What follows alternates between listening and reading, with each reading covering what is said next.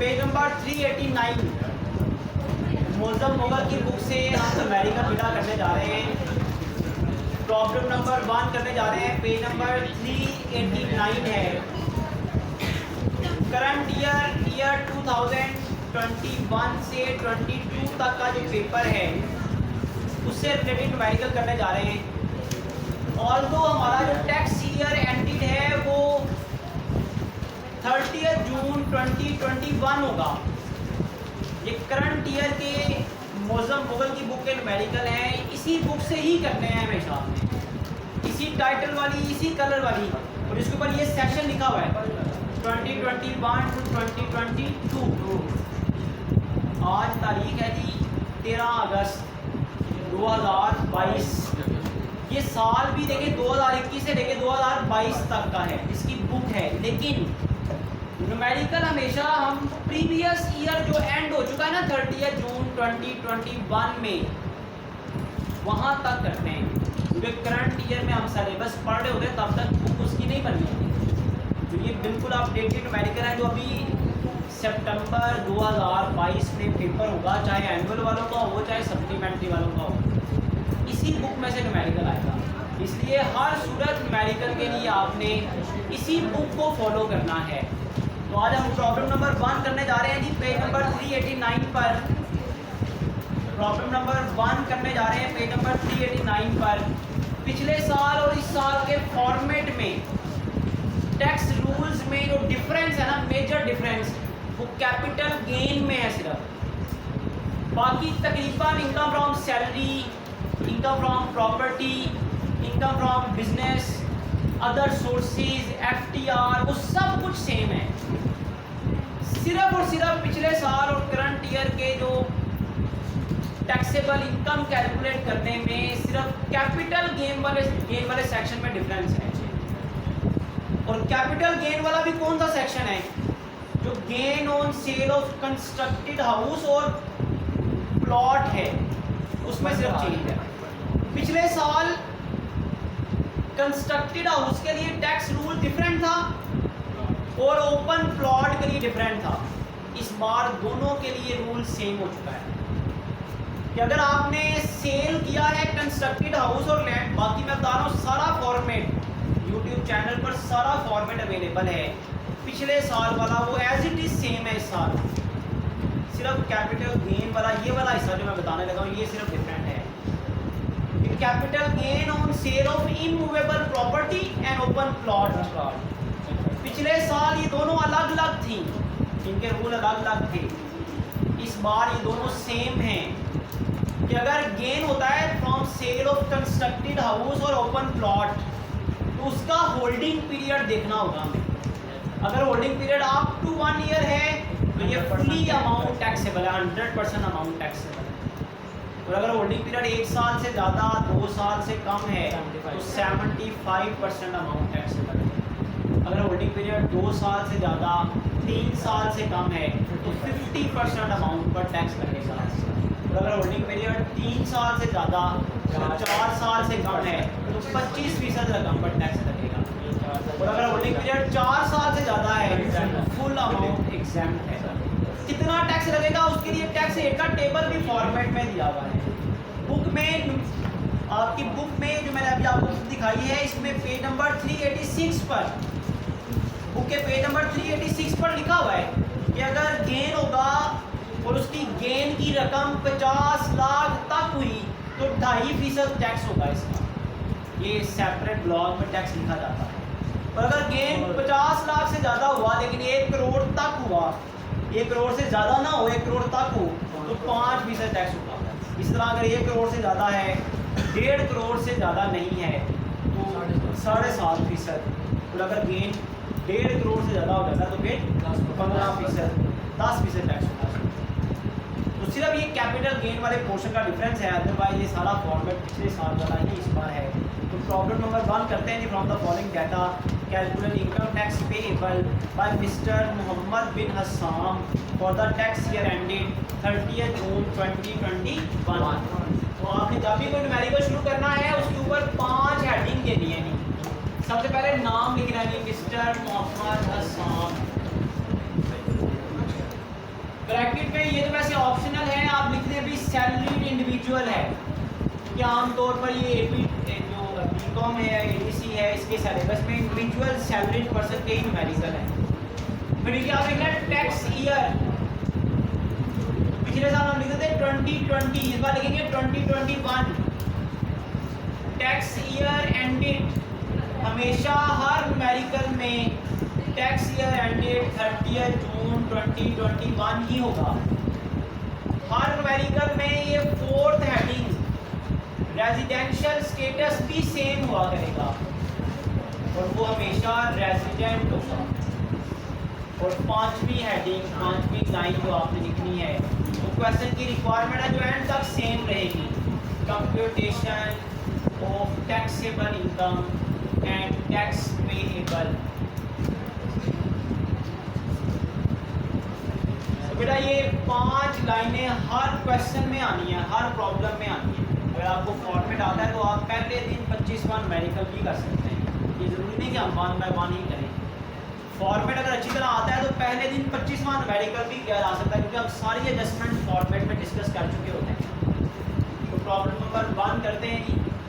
हमने पहले देखे 20 दिन में फॉर्मेट को डिस्कस किया है, वो इसी वजह से कि आप उसे अच्छी तरह याद करने के बाद जब हम प्रॉब्लम करें तो आपको प्रॉब्लम समझने में मुश्किल ना हो। सिर्फ आप प्रॉब्लम इसलिए करें कि आपने प्रोसेस समझना है कि भाई कैसे टैक्स निकालना है। एक है इनर कॉलम, एक है आउटर कॉलम।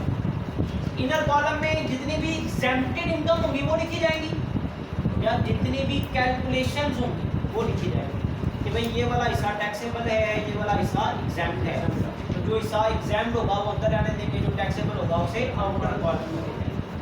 हमेशा हर न्यूमेरिकल में सबसे पहली हेडिंग होगी बेटा income from salary section 12। Income from salary section 12 हमेशा हर न्यूमेरिकल में सबसे पहले सेक्शन 12 होगा, income from salary. Question attempt करने का तरीका समझ लें कि हमेशा आपने ये जरूरी नहीं कि अकाउंटिंग की तरह आप पहले पूरा क्वेश्चन पढ़ें फिर आंसर लिखना शुरू करें। इस टैक्स के न्यूमेरिकल को करने का तरीका ये है, पहली आइटम से पढ़ना शुरू हो जाएं और उसके इफेक्ट्स लिखना शुरू हो जाएं। पहले सैलरी की सारी आइटम लिखें, जो सैलरी इसके अलावा होना उसको मार्क कर लें, छोटा सा निशान लगा लें, पता चले भी वो सैलरी में नहीं आई। फिर जब आप प्रॉपर्टी में जाएं, बिजनेस में जाएं, कैपिटल गेन और सोर्सेज और कंप्यूटेशन में जाएं तो वहाँ जाकर उन्हें कंसिडर करें। तो सबसे पहली आइटम हम पढ़ेंगे तरतीब के लिहाज से, अगर वो सैलरी से रिलेटेड हुई तो सैलरी में लिखकर उसकी टैक्सेबिलिटी डिसाइड कर देंगे कि वो टैक्सेबल है या एग्जेम्प्टेड है। जैसा कि सबसे पहले लिखा हुआ है बेसिक सैलरी। पूरा क्वेश्चन पहले पढ़ने की ज़रूरत नहीं है, वैसे तो मैं कहता हूँ बार बार अकाउंटिंग में कि पहले पूरा क्वेश्चन पढ़ें फिर अटेम्प्ट करना शुरू करें। न्यूमेरिकल में बार ये चीज़ ज़रूरी नहीं है। तो सबसे पहले देखिए आपका बेसिक सैलरी है 80,000 पर मंथ। तो बेटा ये पर मंथ दी हुई है, हमेशा यहाँ पर जो भी फिगर लिखनी है वो एनुअल बेसिस पर लिखनी है। एनुअल बेसिस पर पूरे साल की सैलरी कितनी हो जाएगी? 9,60,000। जो चीज़ टैक्सेबल होगी उसे आउटर कॉस्ट। तरतीब के लिहाज से आगे चलें तो आपके पास बोनस दिया हुआ है, बोनस दिया हुआ है 2 लाख। बोनस हमेशा फुली टैक्सेबल होता है, बोनस हमेशा फुली टैक्सेबल होता है। बोनस के बाद बेटा एंटरटेनमेंट अलाउंस है, आपने पढ़ा है फॉर्मेट में एंटरटेनमेंट अलाउंस भी फुली टैक्सेबल होता है। एंटरटेनमेंट अलाउंस है 60,000 फुली टैक्सेबल होता है। उसके बाद बेटा हाउस रेंट अलाउंस भी फुली टैक्सेबल है। अब इस क्वेश्चन में हाउस रेंट अलाउंस की अमाउंट नहीं बताई, लेकिन उसने बता दिया कैलकुलेट कैसे करनी है। कहता है आप 50% ले लें किसका? House rent allowance fully taxable होता है। House rent allowance fully taxable होता है। कितना है हाउस रेंट अलाउंस उसने बता दिया कि आप मिनिमम टाइम स्केल का 50% ले लें। बेटा मिनिमम टाइम स्केल कितना दिया हुआ है आपको? देखिए शाबाश, बेसिक सैलरी के साथ लिखा हुआ है 60,000 से 95,000। 60,000 क्या है? मिनिमम। पहले एनुअल फिगर निकालनी है।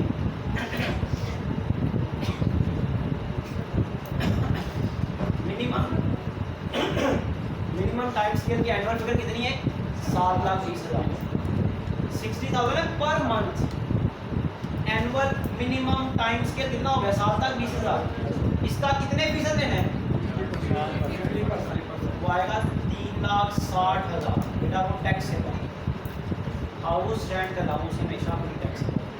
रकम का नहीं पता था हमें, उसने बता दिया कि भैया 50% ले लेंगे इसका मिनिमम टाइम स्केल का। तो हमने मिनिमम टाइम स्केल का बेटा 50% ले लिया, मिनिमम टाइम स्केल का 50% ले लिया। उसके बाद आगे चलते हैं, कन्वेंस अलाउंस लिखा हुआ है। क्या लिखा हुआ है बेटा? Convince allowance fully tax. कितनी अमाउंट है जी कन्वेंस अलाउंस की? 90,000 फुली टैक्स।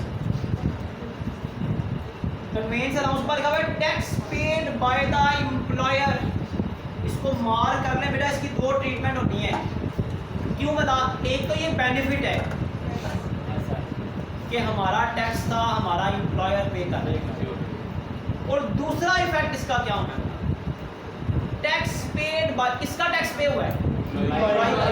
हमारा टैक्स पे हो चुका है। जो हमारा टैक्स पे हो जाए बेटा, वो टैक्स डिडक्टेड एट सोर्स में भी लिखा जाता है, तो इसका डबल इफेक्ट होता है। इसलिए मैंने इसके ऊपर मार्क कर लिया है कि हमें याद है कि इसका दूसरा इफेक्ट भी होना है। पहला इफेक्ट तो यहाँ लिखे ना, ये हमें बेनिफिट हुआ टैक्स पेड बाय एम्प्लॉयर, कि हमारा टैक्स था, हमारे एम्प्लॉयर ने अदा कर दिया। कितना टैक्स हमारे एम्प्लॉयर ने अदा किया है? 25,000। ये हमें बेनिफिट हो गया। ये सारे बेनिफिट ही है ना, जो एक एम्प्लॉयर हमें प्रोवाइड कर रहा है, तो ये भी हमारा बेनिफिट है कि हमारा टैक्स बनता था, पे उसने कर दिया है। उसके बाद बेटा ज़कात डिडक्टेड को मार करने, ज़कात डिडक्टेड अलाउंस है कि टोटल इनकम में से माइनस होता है। इसके बाद है reimbursement of internet bill use for official purpose. क्योंकि ऑफिशियल पर्पस है तो फुली एग्जैम्प्ट लिखना जरूर है आपने इसे।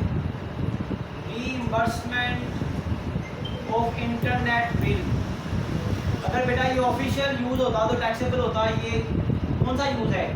ऑफिशियल यूज है तो एग्जैम्प्ट है। पर्सनल यूज होता तो टैक्सेबल होता। इसका ऑफिशियल यूज का बिल कितना है? 35,000।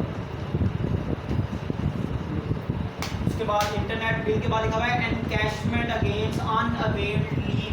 आपने पढ़ा हुआ है, जब आप छुट्टियाँ आपको जो मिलती हैं, अगर आप एनकैशमेंट ऑफ अनअवेल्ड लीव, अगर आप वो छुट्टियाँ नहीं करते, अगर आप वो छुट्टियाँ नहीं करते तो आपको रकम एन कैश कर दी जाती है। रकम एन कैश करने का मतलब है कि आपको बेनिफिट होगा 25,000 का, ये फुली टैक्सेबल हो जाएगा।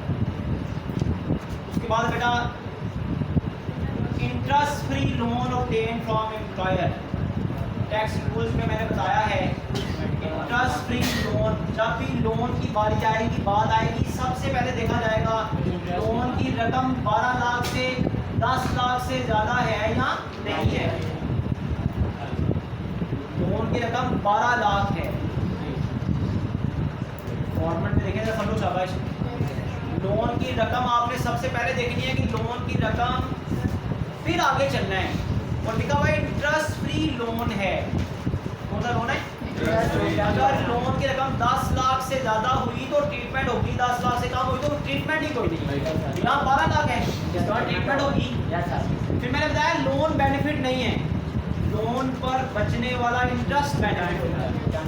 आपसे वो कोई इंटरेस्ट नहीं ले रहा, इंटरेस्ट फ्री। तो आपको कितना फायदा हुआ?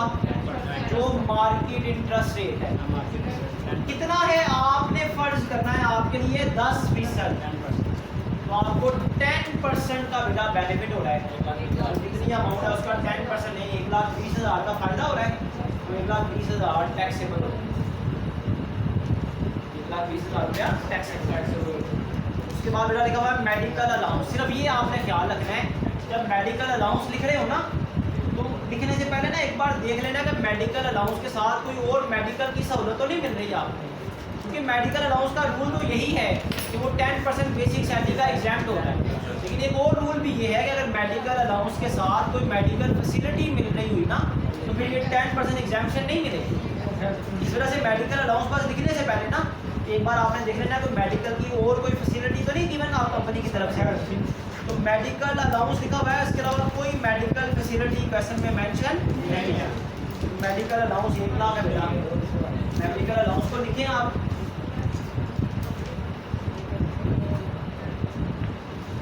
इनर कॉलम में 1 लाख है, क्योंकि इसके अलावा और कोई फैसिलिटी नहीं है। मेडिकल अलाउंस एग्जैम्प्ट है, less exempt up to 10% of basic salary.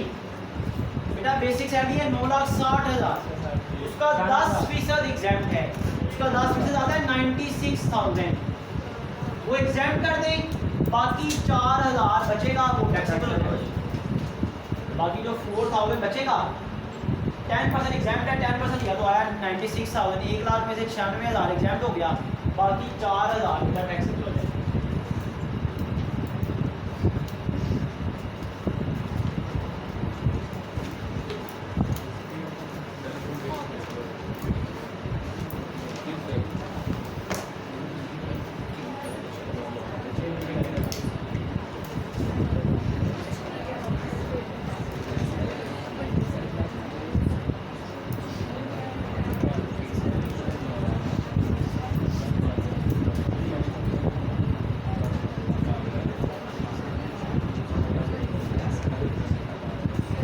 Medical allowance के बाद देखें शाबाश, fix education allowance for children, ये भी कंपनी की तरफ से मिलने वाला बेनिफिट है। Fix education allowance for children, fix education allowance for children बेटा 70,000 फुली टैक्सेबल है। उसके बाद है telephone bills paid by the employee himself. खुद सोचिए क्या लिखा हुआ है कि एम्प्लॉई ने अपना टेलीफोन का बिल खुद अदा किया है। भाई मैंने खुद अपना बिल अदा किया तो कोई बेनिफिट हुआ मुझे? कोई इनकम फ्रॉम सैलरी है ये? इनकम फ्रॉम सैलरी का मतलब तो ये होता है कि ये कोई रकम, कोई बेनिफिट कंपनी मुझे दे जो मैंने खुद बिल पे किया, उसकी तो कोई ट्रीटमेंट नहीं है। इसको तो हम एग्जाम्प्ट भी नहीं कह सकते, एग्जाम्प्ट तो इनकम होती है, ये तो इनकम है ही नहीं है। हाँ ब्रैकेट में क्या लिखा हुआ है इस पे मार कर लें, ये टैक्स डिडक्टेड एट सोर्स है, ये आपका टैक्स है जो पे हो चुका है। तो जब हम सबसे एंड पर, आपको याद होगा कंप्यूटेशन में टैक्स डिडक्टेड एट सोर्स लिखेंगे ना, वहाँ पर इसको ट्रीट करेंगे आप। टैक्स डिडक्टेड एट सोर्स में ये भी लिखेंगे और tax paid by the employer भी लिखेंगे। आगे चलें तो लिखा हुआ है hotel bill paid by the company relating to the official duties. Hotel bills paid by company during official duties. Official duties के दौरान जो आपको होटल बिल पे किए जाते हैं बेटा फुली एग्जैम्प्ट है 65,000।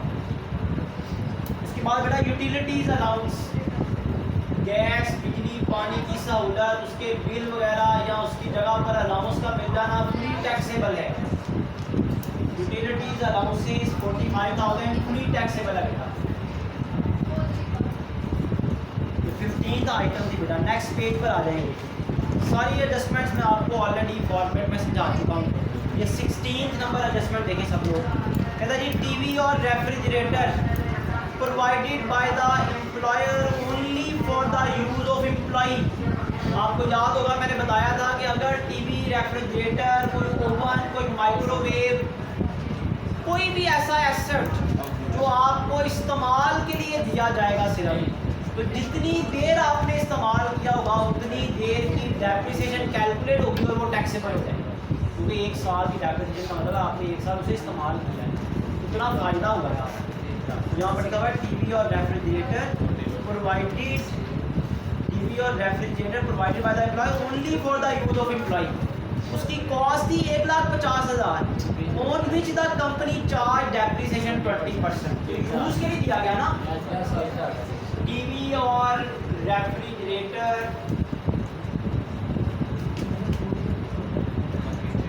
Provided for use. अब क्योंकि यूज के लिए मिला है तो टीवी और रेफ्रिजरेटर की जो डेप्रिशिएटिव है, डेप्रिसिएशन है बेटा 1,50,000 उसकी वैल्यू है, उस पर डेप्रिसिएशन का रेट है 20%, जाएगी 30,000, जो आएगा वो टैक्सेबल हो जाएगा अगर यूज के लिए मिला है। अगर वैसे मिल जाता हमेशा के लिए तो जितनी वैल्यू है 1,50,000 ये सारी टैक्सेबल हो जाती। अगर वो हमें दे देता ये टीवी और रेफ्रिजरेटर। बेटा 17th आइटम देखिए क्या लिखी हुई है, टैक्स डिडक्टेड फ्रॉम सैलरी। इसको मार कर लें, टैक्स डिडक्टेड फ्रॉम सैलरी का, तो ये टैक्स हुआ है जो आप पे कर चुके हो। मैं 3 अभी तक रकमें आई हैं, ऐसी अमाउंट्स आई हैं। कौन कौन सी बता?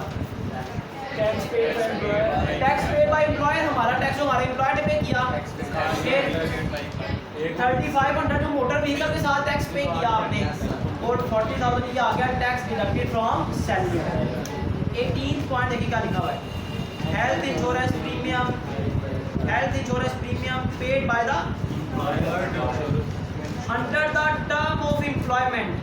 हेल्थ इंश्योरेंस प्रीमियम अगर आपको मिलता है कंपनी की तरफ से बेटा, तो इसकी कोई ट्रीटमेंट नहीं है, under the term of employment है, under the term of employment. Health का बेनिफिट, इंश्योरेंस का बेनिफिट अगर आपको कंपनी की तरफ से मिला है तो ये फुली एग्जाम समझ लें, या इसकी कोई ट्रीटमेंट नहीं है।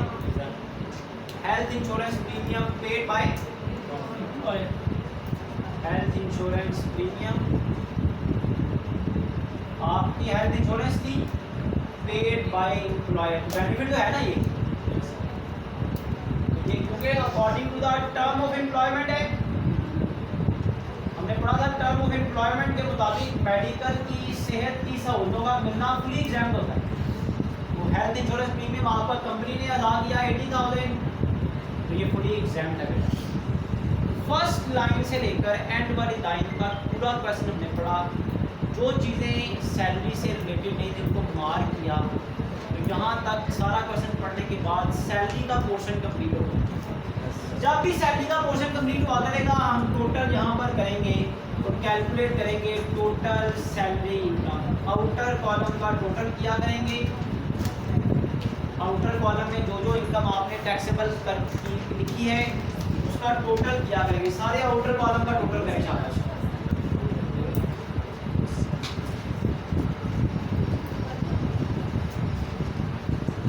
आउटर कॉलम का टोटल करें सब लोग, शाबाश बताएं टोटल सैलरी इनकम कितनी आती है।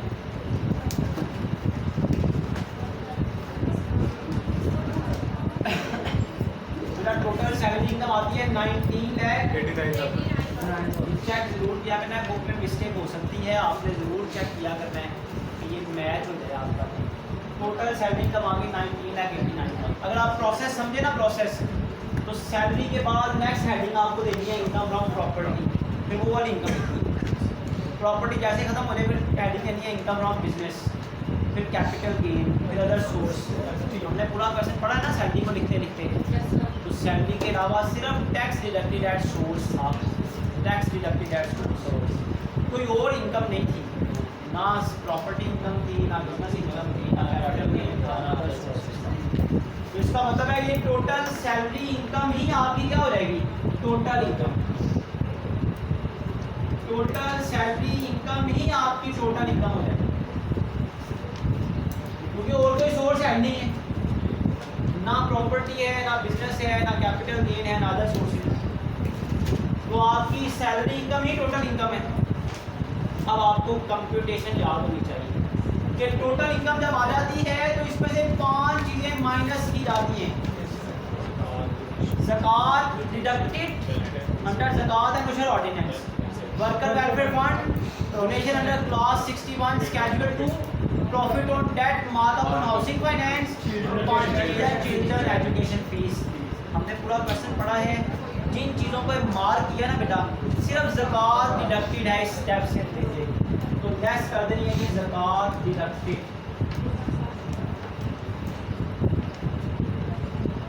ज़कात डिडक्टेड है 2,60,000।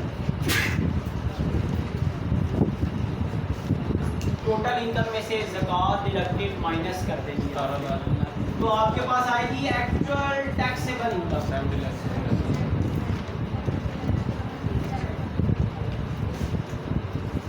ज़कात डिडक्टेड माइनस करेंगे तो आपके पास आएगी एक्चुअल टैक्सेबल इनकम। कितनी आएगी? 17 लाख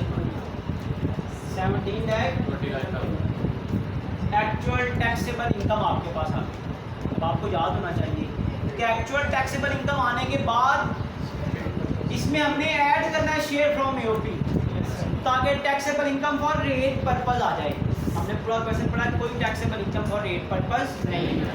तो यहाँ तक जो इनकम होगी डबल लाइन लगा लें कि इसके बाद अब कोई इनकम और नहीं ऐड होगी। कि एक्चुअल टैक्सेबल इनकम ही आपकी हतमी इनकम है।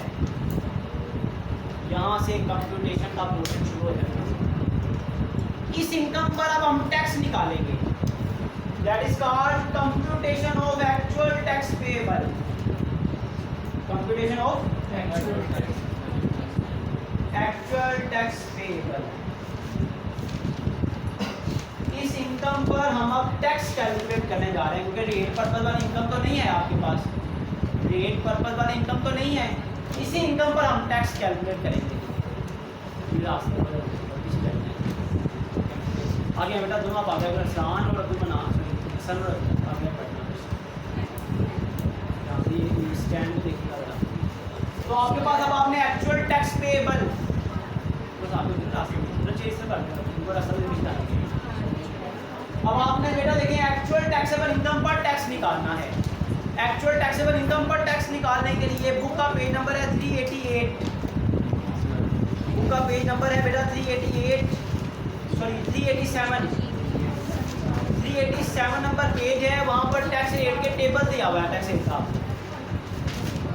पेज नंबर 387 पर, बुक के 387 नंबर पेज पर टैक्स रेट का टेबल दिया हुआ है। आपको वहाँ पर देखना है कि आपकी ये जो इनकम है 17,29,000, आपने ये देखना है कि टैक्स रेट के टेबल में ये आपकी इनकम किस स्लैब में आ रही है। टैक्स रेट के टेबल में आपने देखना है कि आपकी इनकम किस स्लैब में आ रही है। जरा देखें ध्यान से, जरा शाबाश। पेज नंबर 387 पर, पेज नंबर 387 पर किस स्लैब में आपकी इनकम आ रही है। पेज नंबर 387 देखिए शाबाश, किस स्लैब में इनकम आ रही है जी। 17,29,000, 17,29,000 तीसरी स्लैब में आ रही है। तीसरी स्लैब की रेंज है 12 लाख से 18 लाख तक। तीसरी स्लैब की रेंज है 12 लाख से, इसका मतलब है तीसरी स्लैब शुरू ही 12 लाख से हो रही है। तो 12 लाख तक का टैक्स ऑलरेडी आपको फिक्स अमाउंट की शक्ल में दिया होगा। 12 लाख तक का फिक्स टैक्स दिया हुआ है 30,000। 12 लाख तक का फिक्स टैक्स दिया हुआ है 30,000। और फिर क्या लिखा हुआ है, 10% of the amount exceeding 12 lakh. खुद लिखा हुआ है उसने कि 10% टैक्स होगा जितनी भी रकम 12 लाख से ज़्यादा होगी। 12 लाख से जितनी भी ज़्यादा रकम है आपकी है 17,29,000। ये 12 लाख से कितनी ज़्यादा है, ये 5,29,000 ज़्यादा है। जितनी रकम 12 लाख से ज़्यादा है बेटा उसका 10% फिक्स टैक्स है 52,900। तो आपका एक्चुअल टैक्स पेएबल आ जाएगा।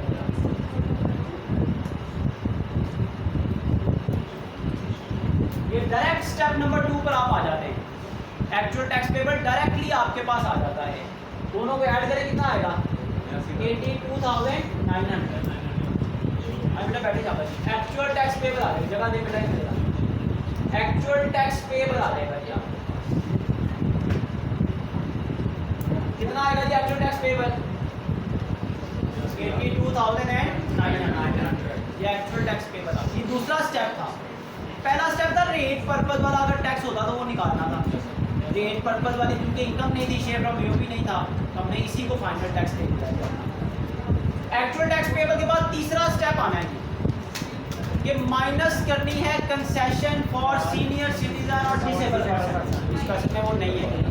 फिर फोर्थ स्टेप है टीचर्स रिबेट, वो भी नहीं है। 5वां स्टेप है फॉरेन टैक्स क्रेडिट, वो भी नहीं है। 6 स्टेप है एवरेज रिलीफ, इस क्वेश्चन में वो भी नहीं है। 7 स्टेप है add tax on separate block, इस क्वेश्चन में कोई सेपरेट ब्लॉक ऑफ इनकम नहीं है। और 8वां स्टेप है टैक्स डिडक्टेड एट सोर्स। वो इस क्वेश्चन में 3 आइटम हैं ऐसी जो टैक्स आप एट सोर्स पहले से एडवांस में पे कर चुके हुए हैं। टैक्स डिडक्टेड एट सोर्स का मतलब है वो टैक्सेस जो आप एडवांस में पे कर चुके हुए हैं। Number 1 tax paid by employer, फिर tax paid with motor vehicle,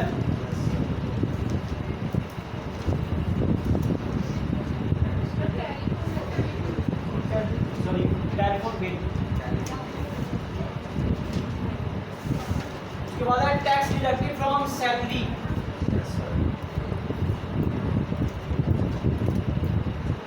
ये 3 अमाउंट्स हैं, ये 3 टैक्सेस हैं जो आप ऑलरेडी पे कर चुके हो। मैं तीनों पे आपने देखिए मार्क किया हुआ था। Tax paid by the employer कितना था? 25,000। Tax paid with telephone bill कितना था? 3500। और टैक्स डिडक्टेड फ्रॉम सैलरी पे भी आपने मार्क किया हुआ था 40,000। इन तीनों को ऐड करें और अपने एक्चुअल टैक्स में से माइनस कर देंगे बेटा, तो आपके पास आंसर आ जाएगा 68,500।